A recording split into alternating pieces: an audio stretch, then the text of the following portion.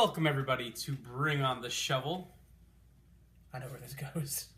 I'm fucking blocking it this Ben week. Ledoux. Mark said, he chopped him in the face! D-Bra loves that shit. So this week, we love our lists at the moment, so we thought we would... not Schindler's List, but we would go with the list of best live matches we've ever seen live, which is a double live. I don't know quite how that works, but best live matches. That we've ever seen live. I think they got it. Are you so excited? Last week you tied your fucking shoe. This week you're drinking throughout the show. I mean, the Para video. Apparently the video adds £10.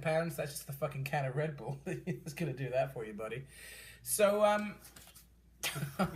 Reigns is not making any of my lists. So, well, the shit list, the kill list. He's probably on a couple lists somewhere. Unfortunately, I have no fly list. Dealer list. So this time we're focusing on, as I said, matches we've enjoyed. We've already talked about it. Fucking go. What's your top 5? Oh, you want to fucking reel it off? Oh, you let me go first. You're a gentleman here. All right, I'm going to throw some WWE stuff in here as well. Yeah. Oh, good for you. Good for you. Do people still watch that program? No? Yeah, you guys probably watch the WWE. Well, the only good thing about being at the Rumble the year I first went, which was last year, 2015. Was somebody overturning a car, we get it. How'd you know that wasn't me that lifted the car? I've been working out. I hate Reigns as much as the next dude. It was definitely me. I just pulled the fucking strings and let other people do it for me. So yeah, that Rumble. The fucking news. So basically, the match that I enjoyed from that Rumble was the main event. It wasn't the Rumble, fuck that. It was Seth Rollins, Brock Lesnar, and John Cena. That was a damn good match. It was a hell of a match. And seeing Rollins bring out his flippy shit for the first time in a while was only... That match... Finish splash. That finish splash was great. Seeing Lesnar actually bump around a bit was good fun, and you honestly didn't know who was going to win it. Lesnar obviously came off strong. I think my favorite part of that match was didn't Lesnar F5 Cena within like the first 30 seconds of the match and almost win? Yeah, yeah, he did. It was a huge fucking pop. Like, we'll take it. But no, it was a great match. I mean, I enjoyed the hell out of it. Another match that I saw live in the UK, and to be honest, we're not blessed with great matches when Raw comes to the UK. Oh, fuck, no one's blessed to see any match on Raw unless something like Cesaro's in it, maybe. I saw an hour-long match between John Cena and Shawn Michaels. Now, I don't know if you guys remember that. That followed up very quickly from the WrestleMania 23 main event, which we all know Shawn should have won, damn it. But he didn't, and the crowd in Detroit was pissed, me included. He was my Reigns back then, Cena. And they killed the city. Yeah, that's what happened. That's where it went downhill. That's what caused the city to go bankrupt. It's your fault, Cena. You stole a car, you crashed it through a fucking screen. And now they do it every day out there, so... Yeah, damn right they do. So, no, it was a great hour-long match. It shocked everybody. It was the night... I think they needed to fill time because Randy Orton was sent home for trashing out a hotel room in a drug-fueled fucking raid the night before. Yet they would still advertise him to follow the main event. He never came out. And people were so shocked it went to an hour, and then Michaels won to tie it up, one apiece. Great match, and this is the thing, right? Cena gets buried a lot for the character and Super Cena and the 5 moves of doom and everything, and a lot of it is justified. But actually, put him in a big match setting. Big Match John. Big Match Sean. Big Match John. Oh, Big Match or John. Sean. I mean, they're both fucking great. And he can't compare to HBK in terms of match quality. But I tell you what, he had great matches against people like Umaga. He's entertaining as hell against people Khali. like Lesnar. He actually did have a good match with Great Khali. I didn't know that sentence could ever go in one. You know, and I'm actually going to say something that's going to piss you off right now. If Reigns learns how to work and gets a better sense of humor, he could be Big Match Reigns here in 5-10 years. Reigns had one good match with Daniel Bryan where Bryan carried him. He had a good match with AJ Styles when AJ Styles carried him. Yeah. He's very carryable. I mean... He's not that bad in the ring. Yeah. But his facials and his inability to sell, and he's like... Are you talking about when he went fucking with The Rock after Royal Rumble. This is my boy. Yeah, I'm his boy.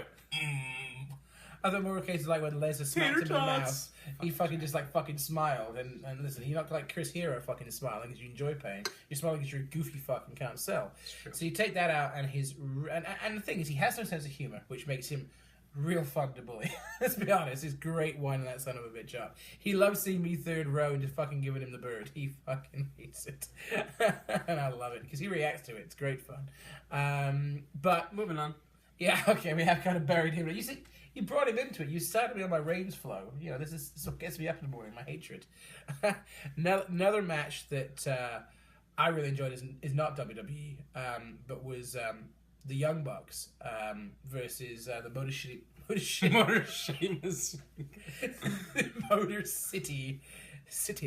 Machine Guns at Ring of Honor. The city is shitty.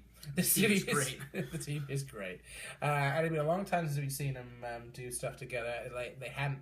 It's like they've never been apart. And it was the Mania weekend match. It was good. It was first time seeing the Young Bucks live. They killed it. Yeah, they really did. And there was a little bit of the usual Young Bucks fun and games in there, but they came to actually work. When Austin did that, he actually had liquid in it.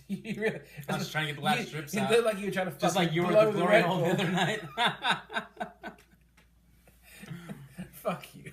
That's all I'll say. But another match, completely obscure that I saw, and I was very lucky to see it, was when Noah did the European Navigation Tour in the UK, which is, God, it must be fucking 10, 12 years ago. And I had to completely refresh my mind of who was in it. Still, and it was, I'm reading this now because I can't get the name pronunciation right. Kenta, I knew was in it. It was Kenta and Taiji Ishimori versus Bryan Danielson and Eddie Edwards. By God. I mean, by this stage, WWE had fucking killed any interest in tag matches that I and the rest of the world had because, Billy and Chuck, whatever else, it's just fucking dire. It's just a snooze fest and rest holds the entire way, the way WWE do it. But Kenta and Bryan Danielson kicking the shit out of each other is probably amazing. They kicked the fucking shit out of each other. And this was when Daniel Bryan was bold in his heel mode from ROH. And by God, they were quick tags. Everything was fluid. It wasn't just working a body part or kicking the shit out of a body part. It came into some great chain wrestling, some great submissions. With Bryan, you're always going to get some high spots. And it was a wild brawl too. They went around the fucking crowd. Bryan was vicious. It's very rare that you see a vicious Bryan Danielson in terms of when he was in WWE. Bryan was fucking vicious throughout this. And it ended with a go to sleep from Stushi Tatsuna from Kenta onto Eddie Edwards because Bryan wasn't jumping. Fuck that shit. What venue was that at? That was at the Coventry Sky Dome. Have you ever heard of it? No. Basically, they've run a couple of indie shows there, and TNA did a show there at one point. Alex so a lot of indies worked it. No, not really. But it can hold, I think, 3,000 or 4,000. It's one of the bigger indie venues. How many people would you say was there for it? Half full. Half full. There was a couple of thousand people there, and it was the only time Noah has come over, and that's a real shame because I got to see Kabashi having a chop fest with Noah's very own founder, who God rest his soul. That is something. I would have killed to see a match like that. It was, and of course Kabashi just chopped the shit out of him. And but the other match that I'll throw in to complete my list is one that we literally just saw. Why are you doing a Booker T thing? Shucky Ducky Quack Quack? Five. Oh, Big E. Bam! Big E. Oh, he did do that, didn't he? Yeah, he did do that. Big E wasn't in this match. He stole fucking Bundy's gimmick. And now you got 10 count. Brilliant. So, and then a match I saw this weekend, I'm going to throw in there. I'm going to throw in Chris Hero and Tommy fucking End versus Pentagon Jr. and Phoenix. If you guys haven't seen it, buy the DVD for Bowler. Hopefully Excalibur gives a cutback for that plug. It was fucking tremendous. Because we didn't film shit. We're trying to get the DVD sold. Yeah. Everybody go buy the fucking DVD. Tell you who did film shit that weekend. Chris fucking Hero filmed shit. Hero filmed shit. Go on, Excalibur. Go stop that fucker. And Cody Rhodes. Cody Rhodes did also film shit. I'm pretty sure it's his wife filming it. But no, it was... Thing is, I not seen Hero work before WWE. I'd seen him on, online and stuff, but I've never seen him On live. the line? On the line. Saw him on the line. That's Reigns. But no, I've now seen him maybe 15 times, 16 times in 18 months work. He is, I've called him before, he's like the postman of wrestling. He always fucking delivers.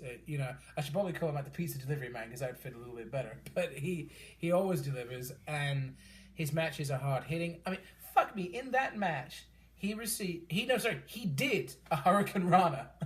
A standing Hurricane Rana. Basically a Frankensteiner in that sense. He works a lucha style with Pentagon. They did the passes, they did the flips and the flops, and he fucking ends up with a fucking Hurricane Rana. It was ridiculous. I mean, and then Chris Hero, for his size, can fucking move, and it's a shame that he's not. Yeah, I mean, he's probably making money and living off just being a professional wrestler, but he should have a lot more money in his pockets right now. And he's never even blown. He does, big spots. He was blown, but he's still pretty good. He doesn't look blown to me. He was on the outside, but I mean, that's besides the point. He was amazing, and he's one of the very few guys that I can sit there and be like, I want to see him work this guy. I want to see him work this guy, and I would pay to watch him wrestle every night. He had a match with Mark Andrews in that, which he shockingly lost. The first 7 minutes was the biggest squash match I was in. He beat the fuck out of Mark Andrews. And people were loving it. He literally, I could have watched that for an hour, him fucking destroying a cruiserweight. It's what Nash could only dreamed of doing when he tried to bury a cruiserweight division. It was fucking amazing. So that's a nice mixture of stuff. And of course, it was one of the spots of the weekend in that match as well, which was it Phoenix on top of Pentagon? It was, wasn't it? So they turn around, they're on the outside of the ropes, they turn around to face the crowd, and then he just does a fucking moonsault off the top of him onto Tommy End and Chris Hero, and just annihilates like a line of chairs. Phenomenal match. So wide range of things. You got some WWE shit in there as well, and well, yeah. So those are your five. So I guess I'll have to do my five now. You remember? Fuck. I'm gonna call this on the fly. I got my pretty little phone to push shit in. Top match I've ever seen live anywhere. Would probably have to be that Phoenix and Pentagon against Hero End match. I mean, it was ridiculous. The things they did in it, just amazing. You add in that crowd atmosphere of, being Ebola and just fucking, people around you. Nobody's really trying. I mean, some people are trying to get their shit in, but fuck them. Fuck that guy that was talking shit to Hero and End. He should have been fucking buried in a river somewhere. He will be. Those guys just, kicking the shit out of each other. Running the fucking lucha spots, and seemingly having a clash of styles and then melding everything together to put on just an amazing fucking product. It was, the greatest match I've ever seen. And that wasn't the only match that you fucking loved through that weekend. It's probably on that list. I had like 4 that were amazing matches, just from the weekend. But let's see. Other things. Let's see. So that's my top. The next one would actually probably have to be. It's really hard. I'll tell you what. You probably throw in another Hero and End match from Down Evolve. You fucking still rave about. Right up there. Actually, no. That one was good, but that was with Galloway and Gargano, wasn't it? Well, and so actually, that would probably be one of my other top ones. Yeah, Hero and End against Gargano and Galloway in Orlando. Just fucking throwing down, beating the shit out of each other. Coming through the stands, nearly killing Gargano in the stands. Chris Hero turned around and gave me a remarkable look that literally made us... We actually took a step back and go, fuck, don't hurt us. It was like you're trying to fucking pull somebody out of a fucking PTSD, like... I thought he was just going to start murdering people. Need that fucking Festus bell ring to get him out. Yeah. And then third, I want to say Samoa Joe against Sami Zayn, 2 out of 3 falls, NXT. We were blessed to see that at Full Sail. That was a nice surprise. At Full Sail, it was amazing. It was the first match. It went I think 40 minutes, it felt like. Yeah, it did. Yeah. And the good part is, because we actually, when we bought the tickets, we were up on the ramp. Just as refs, you'll see us there looking like this. The 2 guys who were supposed to sit next to us hadn't shown up yet, so we moved to the inside because we're like, fuck it. I mean, I want to see this match. I want to be right up here against the barrier. The 2 guys showed up. One guy was respectful, was nice. The other guy was a fucking jerk off. I wasn't even giving this fucking seat back. He's a fucking moron. But, we got to sit there and watch this amazing match. Like I said, another great atmosphere, Full Sail, surprisingly, even though some of the fans are just want to fucking jerk off and get themselves over. Fuck them. But just overall, I mean, the atmosphere, the match, they had great false finishes. It was just amazing. And then on top of that, moving on, and so this one is just a feud that was ridiculous. Now I don't even know which match to pick. Sasha Banks and Charlotte. I mean, I've seen them wrestle live, I want to say 8 or 9 times. And actually, the biggest one, a lot of people would probably assume I would be talking about the 3-way match at Mania 32, which was just off the charts brilliant with Sasha, Charlotte, and Becky Lynch. But actually, the greatest match I've seen between the 2 was at the NXT show in San Jose. Yep. Wasn't even filmed. I mean, once again, great false finishes. Best women's match I've ever seen right there. I mean, it was just ridiculously amazing.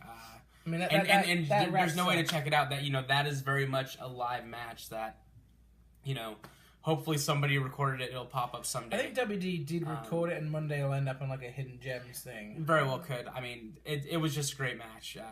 False finishes, I actually count that higher than Bayley versus Sasha. I loved it. I mean, maybe since I was live. That's the thing. When you see a great match live, we saw Ricochet versus Ospreay evolve, and we thought it was fucking off. Yeah, it didn't really hold up when I watched it. I mean, it did. It was an amazing match. But people who are live would put it over the Japan match if they didn't go back and see it. But honestly, I think the Japan match was actually a little bit better. But that's actually not in my top 5. So I want to say Well, you also loved this weekend. You loved Ospreay versus Pentagon. That's right up there for you. Ospreay versus Phoenix. Sorry, Ospreay versus Phoenix. Yeah. But no, actually, my 5th one, I'm actually going to go with a match that I saw live that I just really enjoyed by the flow of it and everything. Would have been Owens versus AJ in AJ's MSG debut. It was amazing. One thing that a lot of people say, and since there's not a lot of MSG shows or not a lot of people that can go see MSG shows. They work as fucking harder than even TV tapings and shit. When they showed up to MSG, everybody put their fucking working boots on for the most part. And AJ showing up in his debut at MSG, facing Owens for the Intercontinental title. I mean, those guys, I want to say they went 20, 25 minutes, and the match was just amazing. I mean, it flowed so great, and they did so much good stuff. And, I mean, that's rounding out my top 5. And I've seen so many other great matches, too. I mean, I went to a shitty little indie down the street from my house where they had Pentagon against Phoenix against Laredo Kid that, I actually filmed because it's some of these things with these small indie shows, they're going to get lost in, as time goes on. Luckily, I'm able to film some of these, and hopefully, one day I'll put them out. There's a Lucha Underground Invasion show at another one of these indies that 40 people at Brian Cage and Ray Horse worked their asses off. Wouldn't be seen otherwise. You can go out and show that to people. And then you also have the fucking people who come and don't want to work, like Mascara Sagrada fucking showing up to an indie. I filmed that one too. Anybody that wants that, I'll send it to you. Some people just don't give a fuck about actually entertaining a crowd because it's so small. But yeah, the other people like Phoenix and Pentagon and all these other people that do. But you were telling me earlier your favorite match of all time, live or not live, was Melina versus Alicia Fox on Heat or whatever the fuck it was, Superstars. And right now, girl, bye. But see, we've been lucky. We've seen some great matches, and there's plenty of other good matches you could throw in there. Like, the IC title ladder match we saw at Mania this year was good. The one time that Sin Cara had a fucking highlight reel move and he didn't fuck it up. Congratulations. I actually really did love that fucking tip off the ladder to the flip. It was amazing. It was. Work more like that and they'll fucking boost you up the card, I hope. So what you Just don't fuck shit up. I love it when you fuck shit up. Which I like to see people do good, usually. You don't. I don't like when people botch. You loved it when Seidel nearly died at Ebola. You fucking loved it. I felt sad, and I thought Ricochet turned on him. He turned heel right there by not carrying his partner. No, I mean, what you probably got from all of this is that fucking Chris Hero could have been in all of the top fucking 5. He really could have been. You put Chris Hero, Tommy End, Phoenix, and Pentagon in a ring and have them fucking mix shit up, and any one of them could literally just round out a top 5 for me by themselves. Yeah, and you know we missed NXT this year in Dallas, so we Still missed haven't seen Nakamura. I saw the Zayn Nakamura match obviously when we got back, but as sad as I was, I still would have gave machine guns against Young Bucks over that match. Yeah, and that's the funny thing. You know, you could be sad that we could be sad that we didn't see that, but we chose to go to ROH, and because you hadn't been to ROH before, and as I said, I put it in my list: the Bucks versus the Machine Guns. Just knocked it out of the fucking park. You know, and how sad is that now that I think about it? I pre-ordered the first ROH VHS tape and literally was not able to go to a show until Mania weekend last year. Fuck you, Denver, for not having great fucking shows. So what we're basically saying here is, get off your fucking asses, go and watch some live independent wrestling. Because it is some kind of renaissance boom period right now on the indies. Bola showed it. Evolve regularly shows it. ROH. Mania weekends. The fucking Orlando loop that we did. The 7 shows in 7 days. Amazing. So you want to know something funny? So there is a match that I would like to put on this list, but unfortunately I wasn't expecting much out of it. And kind of fucked up in that aspect. Mania 31, I didn't see Seth Rollins versus Randy Orton, which was a pretty good match. I caught the end. I caught the the big fucking spot. I loved it. I wasn't expecting much from it, so I went to go get nachos during that match. And you missed a pretty good match. And I missed a pretty good fucking match. Yeah. I can't even say I saw it live. Well, you saw the finish live, which is pretty much all I saw the finish in that, First to last ever curb stomp. yeah. But no, I mean, right now, across the world, the indies are just ripping it up. And you got guys like Hero, you've got guys like Ricochet, Jesus, Ospreay. Jeff Cobb's coming into his own. Jeff Cobb, really I love you. You're fucking amazing. He's loving my fucking tweets about me groping the ass of female MMA fighters right now. He's just because fucking Jessica Duke's come looking for your ass. I can only hope so. She can tie me down. I'll send you his physical address. The Benoit joke comes in again. Fucking Regal was there. He got that text. You're adding Adam Cole to the list of greatest wrestlers alive? Adam Cole's fat. Yeah, that is what one guy went mental about. Adam Cole, I love you, and I was about to fucking bitch slap anorexic Seth Rollins. Not because he's being a dick for me, mostly because he's getting my fucking way, but... So, I'm pretty much sure that Ospreay versus Vader is going to be on this list soon. Where Ospreay had to choke slam himself. Fuck me. Although I did enjoy the saber time chant at Bola. It ain't Vader time, it's saber time, mate. But no, you got Saber in there. She said you got Tommy End's not going to be on the Independence for much longer. Sadly, he's signed by WWE. But we could get Nakamura versus End in NXT, which would be amazing. And we could even have End and little Biffy doing some moves together.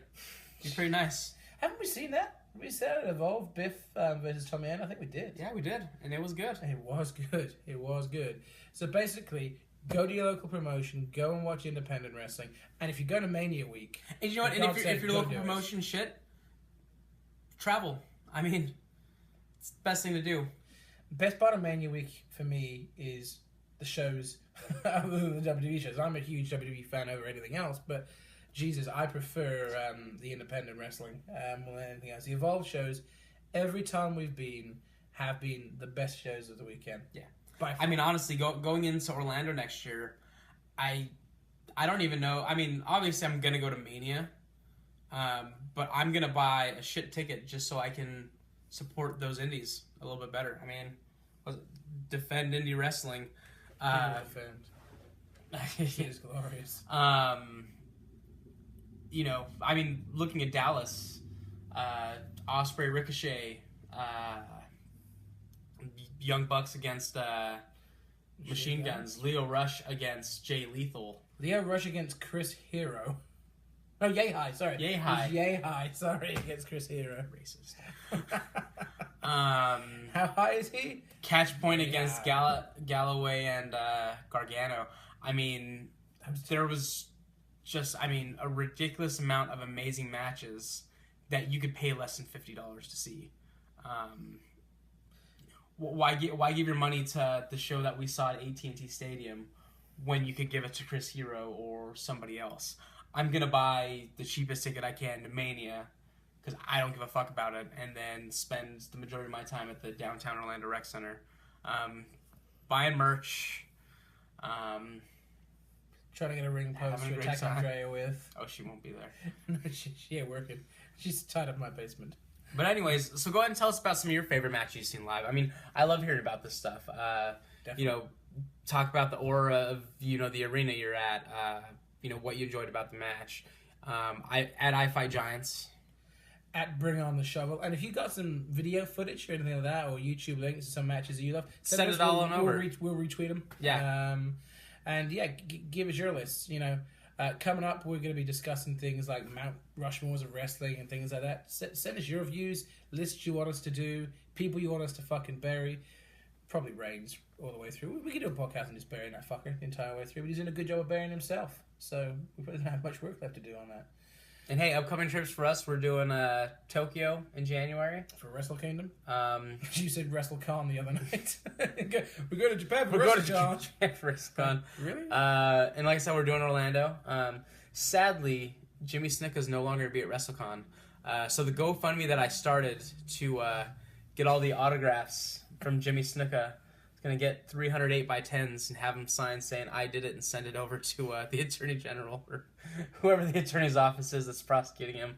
Unfortunately, that won't go through. So I'll send you all your money back. And he'll be wearing his Snuka's Innocent shirt at WrestleMania this year.